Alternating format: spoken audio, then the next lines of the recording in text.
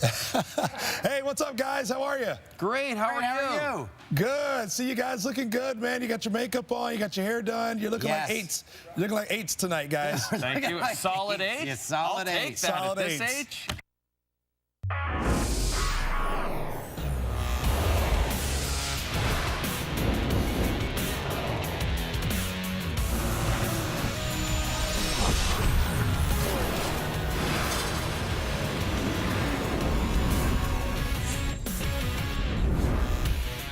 Hey, we're mailing it in. Our last show of the week as we inch closer to our summer hiatus. That's right. One more week left after this week. So enjoy this while you can. That's right. In our absence, cameraman Glenn and producer Tim will be hosting the show. That's right. And they won't be talking sports, just their personal lives. So it's going to be a long summer. It's Thursday Night Football as we begin the week in the Canadian Football League. And the second meeting in 3 weeks between the Stampeders and the Ottawa Red Blacks. Calgary handed Ottawa its only loss of the season in their first meeting. Trevor Harris went 13 for 29, 135 yards and a pick. Said it was one of the worst performances of his career. In the second quarter of this one, Harris just 6 yards through the air. So far, it's tipped, it's picked by Trey Roberson. Harris' third interception of the year. And in the ensuing Stamps possession, Bo Levi Mitchell to Juwan Breskison, who scampers in for the 15-yard score. Love to hear Rod Smith on the call. What a voice. What a broadcaster. Mitchell has a league-leading 8 touchdowns this year, 14-0. And then Harris picked in the next Red Blacks possession. Emmanuel Davis this time. Harris throwing for just 17 yards and 2 interceptions in the first half. Scary moment here for the Stamps. Mitchell taking a low hit from Danny Mason. He'd finished the drive, but would then leave for the locker room and did not return. I guess if you're a Stamps fan, the good news is he's running here.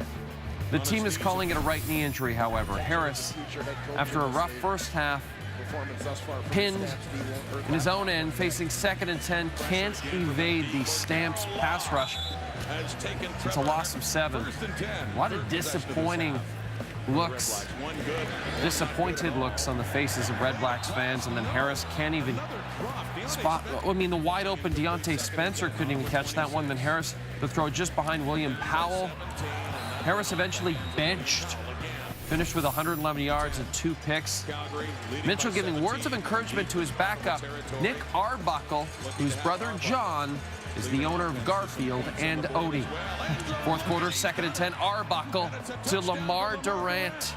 First career passing touchdown. Stamps improved to 15-0 in games following their bye week. Here's Dickerson on Mitchell's status. Right now, we need to get some more testing done. I'm not really a doctor on that. I don't think it's going to be anything majorly serious, but there's been surprises. So from what I know is they took a look at him. Lower body injury, we'll use the hockey term. And hopefully we get good news when we get back home. Blue Jays trade rumor alert. Curtis Granderson may not even spend a full season with the Jays. The Cubs are showing interest in the 15-year vet. Non-waiver trade deadline is July 31st. I like that guy. He signed to a 1-year deal with the Jays.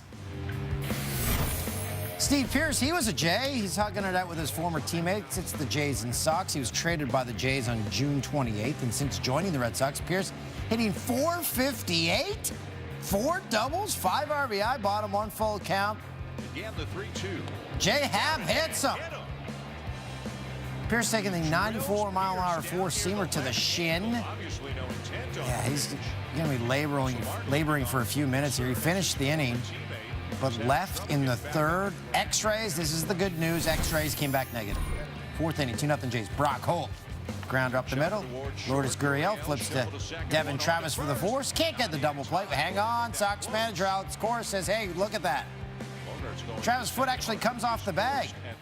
So both runners are safe after review. Alex Cora thanks his video crew. Inning extended.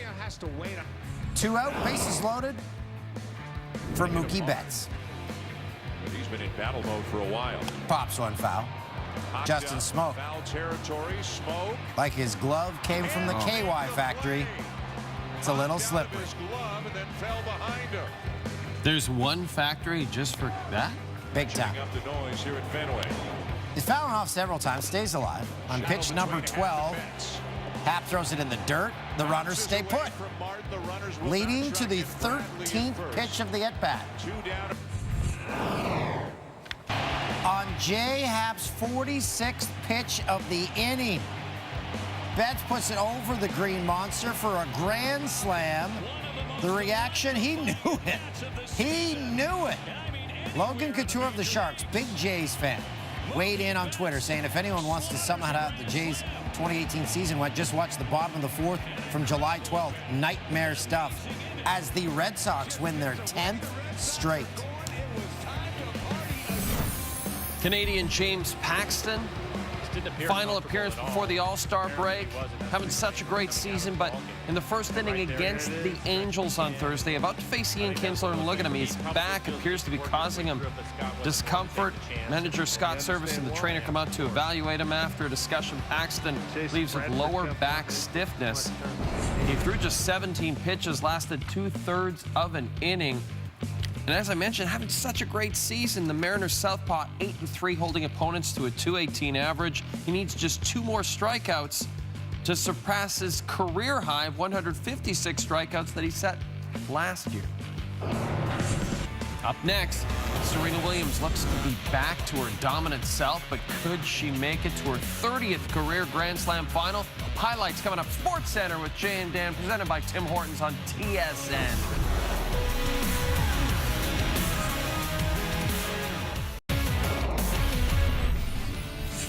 Serena Williams playing her 35th major semifinal, facing number 13, Julia Gergis. Serena took the first set 6-2 on serve in the second. That's a crazy bounce. She holds. Bad luck for Gergis on that point. Gergis serving down 3-2 after a good approach. Serena's lob. It's going wide. Gergis plays it anyway, and Serena says, why'd you do that? She would break well on her way to knocking Gergis out of a second straight Grand Slam. Up 5-3, Serena looking to serve it out. Gergis, backhand. And forehand, up the line. Gergis grabs her first break of the match. Down triple match point in the next game, Serena chases down the drop shot. Gergis tries the lob, but it's long. In just her 4th tournament back since maternity leave, Serena moves on to her 10th Wimbledon final in straight sets. So who will she face? Will it be Angelique Kerber or Jelena Ostapenko? First ever match between the two, on serve 3-3. Opening set, Kerber drills the return. That would lead to a break. Kerber, the only woman to make at least the quarters in all 3 slams this year. Ostapenko yet to lose a set through 5 rounds, serving down 5-3. And she sends the forehand into the net, one of 19 unforced errors in the first. Kerbsy taking the set 6-3. Cheers. After Kerber over the second with a hold, 2-time Grand Slam champ. Beautiful drop shot. Kerber lost to Serena in the 2016 Wimbledon final, but beat her in the 2016 Aussie Open final. Now up 5-3, match point Kerber. And she takes it in straight sets, moves onto her 2nd Wimbledon final. Here's her matchup. Serena, currently ranked 181 in the world, looking to become the first woman ranked outside the WTA's top 100 to win Wimbledon since the rankings were introduced in 1975. And you can see it on TSN 2, Saturday, 8 a.m. Eastern Time. Amazing, Serena. Oh! No, it's amazing. Mission Impossible. Our clock is sponsored. By the way, the reviews for Mission Impossible Fallout, and I'm not just saying that because they've sponsored our walkover clock, they're the best reviews of the series. Like, everyone's raving about it. I do like those movies. Me too, Dan. And you know me, I can't sit through movies. Do you? Because you don't sit through entire movies. Are these movies that you actually sit through start to finish? Big time. That's saying something. Hey, Jets fans, you're going to be happy. Your Winnipeg Jets re-signed Connor Hellebuyck to a 6-year, $37 million contract. Hellebuyck posted a career-best .924 save percentage in 67 regular season games, set the single-season franchise record with 44 wins last season. American tender, a finalist for the Vezina. He tied for the first in NHL games played and wins, tied for second in goals against, third in save percentage and shutouts. He had a heck of a season. And you wondered how the Jets were going to approach this, and I think it's brilliant because they're taking a bit of a chance that he wasn't just a one-year wonder, right. that he's gonna have a long and prosperous career, and if he does, looks like a pretty good deal long term. Hey, this is big news if you're a Raptors fan. Yeah. According to odds maker Oddshark, the Rappies now betting favorites to be the team Kawhi Leonard starts the 2018-2019 season with. The Raps moved ahead of the San Antonio Spurs on Thursday. The Lakers and the Clippers round out the next teams he's most likely to play for to start this coming campaign. DeMar DeRozan, meanwhile, he recently wiped his Instagram of any prior pictures, but did post to his Instagram story saying, "We had some humps along the way, but the reward is in the journey. I'm in my bag."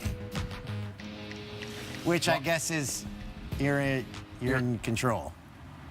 You're focused. We spent a lot of time before the show started trying to understand what being in my bag means, because I feel like when it comes to me, that means I'm drunk. Most of our day is spent asking younger staff members, what does this mean? Yes, that's right, asking the millennials working on the show. What is that? Huh? What, huh? It's time for the Jay and Dan Newsreel.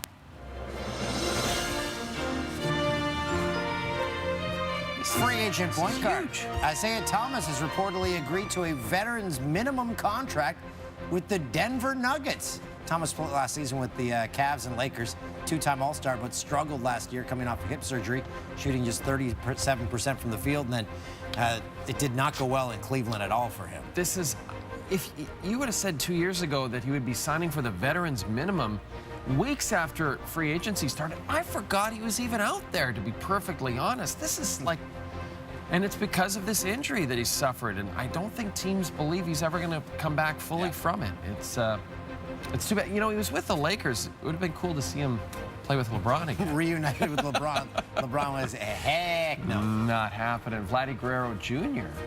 will reportedly begin his rehab assignment Friday in the Gulf Coast League. Guerrero has been out since the beginning of June with a knee injury. Before the injury, he was mashing .407, 11 home runs, 55 RBIs in just 53 games in AA. It was reported Wednesday he would be promoted to AAA Buffalo upon his return, though the Jays have yet to fully confirm that. And then we were discussing, has there ever been a Jays prospect that we've talked this much about ever? No. I don't think so. And you were asking about Bo Bichette, and hasn't had quite the same season. And he's at AA. As he's also at AA. Yeah, we'd love to just see Vladdy. We'd love to have something that sells tickets. Something with the Jays to really look forward to. The Pittsburgh Penguins have re-signed Jamie Alexiak to a 3-year contract. Deal runs through the 2020-21 season. Carries an average annual salary of just over $2.1 million. When I look at what he did, Dan, plus 13 in 47 games for Pittsburgh. They acquired him from Dallas. Set career highs in games played, point shots, hits. That seems like a pretty good move for the Pens. Very good. BC Lions still have not named their starter for Saturday's game against the Bombers.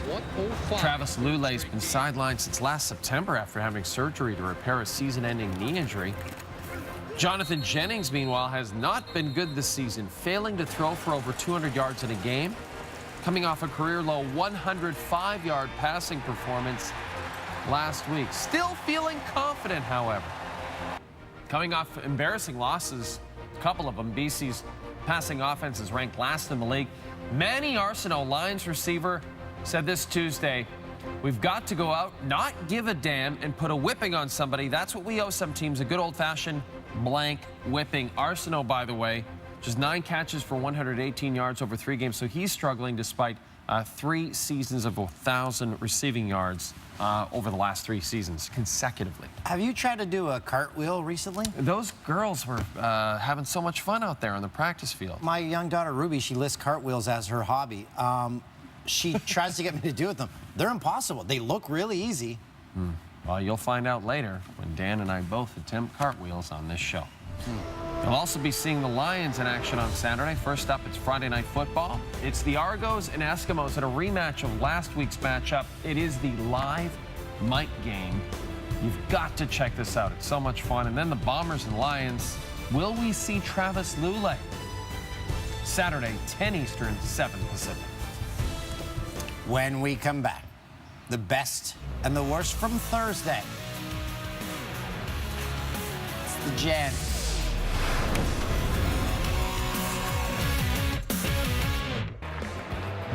Jannies, good, the bad, the everything. Canada facing USA at the International Cup of Softball. Absolutely. Back to the top. Bubba Nichols in center. Great catch to rob Canada of a hit. Her name's Bubba Nichols? Yep. I kind of like that. Askia Booker falls. Shaq Harrison throws it down. Askia, also a cool one. Phillies and Orioles, hot shot down the third base line. Tim Beckham. Snag, gun, out.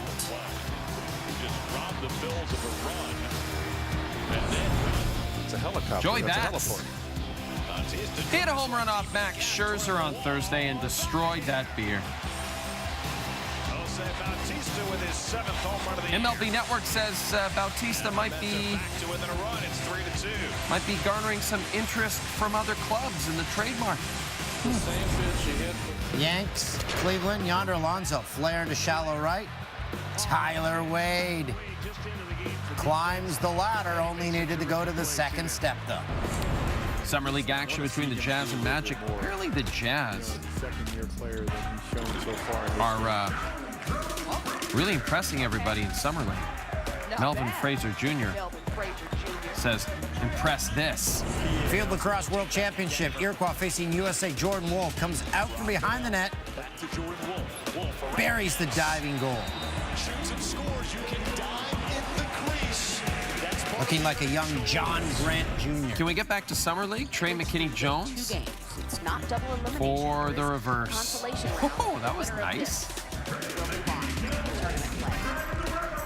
Now a 3-point deficit. What those two? We made it the last Janny. Albert Pujols. Yard, second time of the game. That's his 630th career home run, tying Ken Griffey Jr. for 6th on the all-time list. Wow, That's amazing. That is a lot. That is a lot of home runs. That's a big number. That's 630. so incredible. What an incredible career he has had. He's going to the Hall of Fame. I'm just calling it right now. Yeah, first ballot. No, I'm just kidding. Obviously, yes, that's just a stupid thing. Obviously. Coming up next.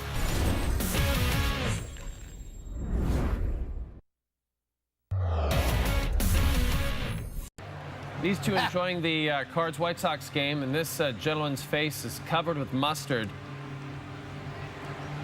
He doesn't know it. There is mustard there. Now, this is the best part. Someone calls him. They see him on the broadcast. They call him. I do. Fifth on that list. He wipes his mouth. Again, not going for the mustard yet. Mustard's by the phone. Still wiping. Mouth. He's like, cheek. Finally, he's got it. And that's the adventures of Mustard Man. That, of course, was the Mustard Man, whose blissful ignorance about the dollop of condiment on his face led to our top 10 gross fan moments, which somehow does not include the hot tub at Old Mosaic Stadium in Regina. The water in that hot tub was tested once. It contained 80% Pilsner beer, 15% human sweat, and 5% water. And that's the way we liked it. That was a pretty small hot tub, too. 2 words for you. Pork chop stick. As in pork chop on a stick. Wait, Kim, that guy just bit it? I didn't bite it. Oh, that's just disgusting. Look at this guy. Oh my God. Kim's had that for 3 innings. You know how cold that is? I'm here with George Coots here from D.C., and the burger joint has given us this 9-pound burger. Now, all George has to do before the end of the third quarter is to eat this whole thing. How's it going so far? Not that good. I think I'm done. You're not done. Come on. Look at his eyes. Struggling. That guy should have just been the whole top 10. That guy's the best. That's the epitome of a dog-eat-dog world right there. This is a weird one. This guy just getting a quick shave in.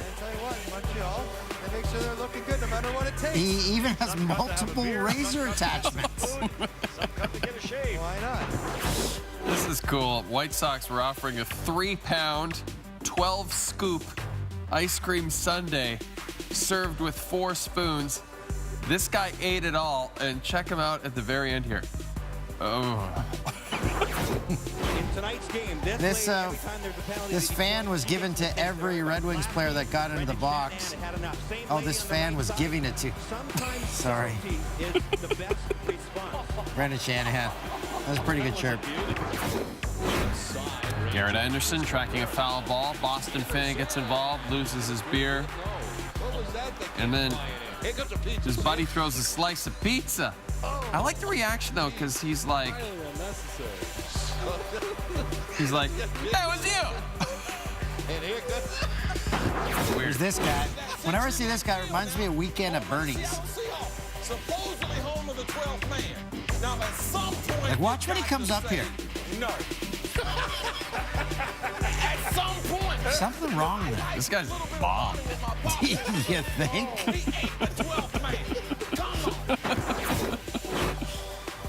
This fan picks his nose, wipes it in this woman's hair. What a creep. What does he Picks do? his nose, wipes it in her hair. Stranger's head. That is just. Oh, and he laughs? Nationals watch this fan, Dutchie. This guy's even worse. Rubbing his armpits at the ballpark, takes a whiff. Hey, smell. Yeah. That is so gross. Who does that? That's love. Who's that lady? Is that his wife?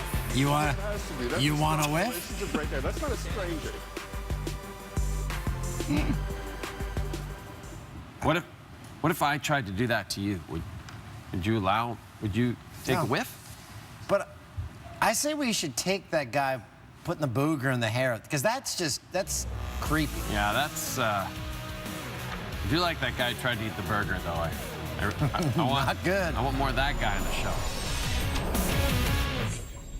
First play of the day. Carlos Santana pops it up. Jonathan Scope and Trey Mancini do not come up with it. Scope gave way to Mancini, and Mancini really wasn't anywhere near the baseball. Who called it? Oh, they look at They've each seen other. that look like, a million times this year. That's Scope's ball, isn't it? Yeah. Showalter. It's not having fun there right now. Highlight of the night. Oh, it's same game. From Baltimore. You ever been to Baltimore? Yes, I've been to Camden Yards. It's amazing.